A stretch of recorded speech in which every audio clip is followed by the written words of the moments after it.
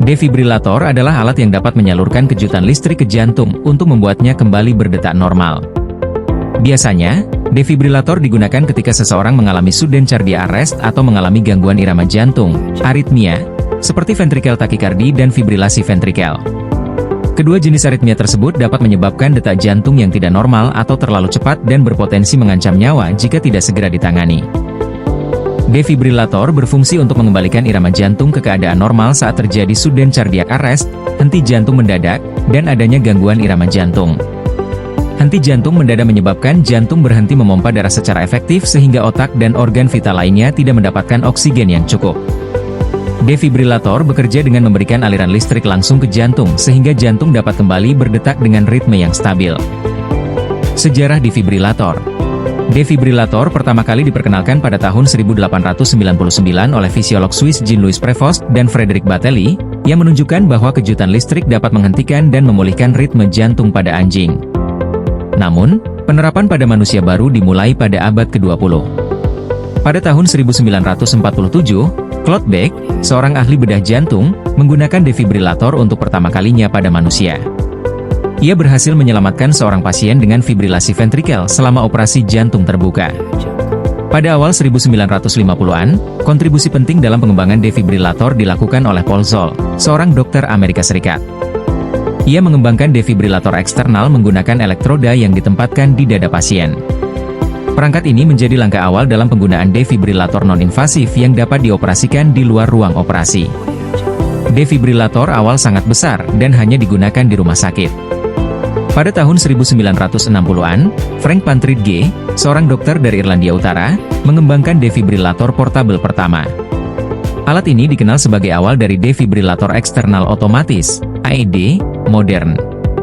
Sejak saat itu, teknologi defibrilator terus berkembang, dari model manual menjadi model otomatis dengan panduan suara dan visual, sehingga dapat digunakan oleh orang awam dalam keadaan darurat. Kini, defibrilator menjadi perangkat penting dalam perawatan medis darurat di seluruh dunia. Jenis-jenis defibrilator. 1. Automated External Defibrillator. Jenis defibrilator yang bisa ditemukan di tempat umum dan dapat digunakan oleh siapa saja dalam keadaan darurat. AED bisa disimpan di rumah seseorang yang berisiko tinggi terkena henti jantung. AED dirancang untuk digunakan oleh orang awam dengan petunjuk suara atau visual yang sederhana. Setelah elektroda ditempelkan pada dada pasien, perangkat akan menganalisis irama jantung secara otomatis. Jika irama yang dapat diatasi dengan defibrilasi terdeteksi, perangkat akan memberi instruksi kepada pengguna untuk menekan tombol di shock. AED hanya memberikan kejutan listrik jika dibutuhkan, sehingga aman digunakan oleh non-medis. Penggunaan biasanya ditemukan di tempat umum seperti pusat perbelanjaan, bandara, atau stadion. 2. Manual defibrillator. Alat ini digunakan oleh tenaga medis setelah terlatih dalam membaca kelainan irama jantung pada elektrokardiogram, EKG. Manual defibrillator biasanya ditemukan di ambulans, unit gawat darurat, intensive care unit, ICU, dan lain-lain. Alat ini membutuhkan keahlian tenaga medis untuk membaca irama jantung pasien melalui EKG.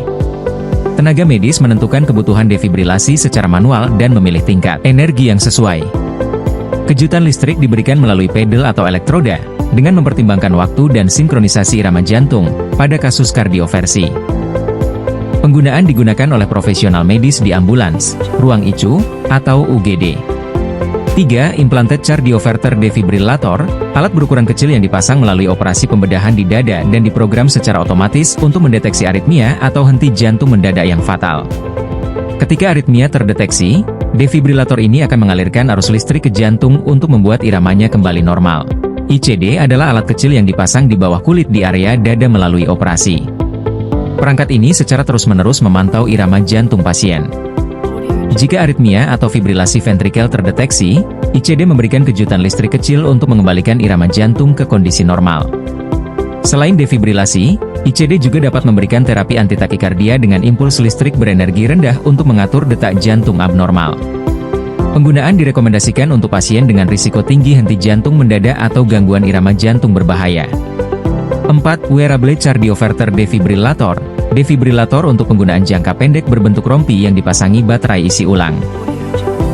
Serupa dengan ICD, jenis defibrillator ini dapat mendeteksi irama jantung abnormal yang dapat berakibat fatal dan mengalirkan arus listrik untuk mengembalikannya menjadi normal. Cara kerja. WCD berbentuk seperti rompi yang dilengkapi elektroda dan baterai isi ulang. Elektroda terus-menerus memantau irama jantung pasien. Jika irama jantung abnormal terdeteksi, perangkat memperingatkan pasien melalui alarm sebelum memberikan kejutan listrik otomatis.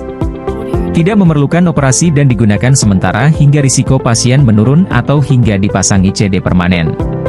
Penggunaan diresepkan untuk pasien dengan risiko jangka pendek henti jantung mendadak, seperti setelah serangan jantung atau sebelum operasi pemasangan ICD. Fitur pada defibrilator. 1. Layar monitor. Menampilkan data seperti EKG, elektrokardiogram, denyut jantung, dan parameter vital lainnya. Pada layar ini terlihat grafik aktivitas listrik jantung dan pembacaan angka. 2. Tombol pengaturan energi. Digunakan untuk menyesuaikan tingkat energi yang akan digunakan untuk defibrilasi, biasanya dalam satuan joule. 3. Elektroda atau pedal defibrilasi. Terhubung melalui kabel coil spiral, pedal ini digunakan untuk memberikan kejutan listrik ke dada pasien. Pedal juga biasanya memiliki elektroda sensitif untuk memantau EKG. 4. Tombol kejutan, shock. Tombol ini diaktifkan untuk memberikan aliran listrik setelah memastikan kondisi pasien sesuai. 5. Tombol pilihan mode. Beberapa mode operasional, seperti mode defibrilasi manual, otomatis, AED, atau kardioversi sinkron. 6. Tombol perekam. Memungkinkan pencetakan data EKG dan parameter lain melalui printer internal. 7. Printer internal. Fitur ini memungkinkan cetak kertas EKG atau laporan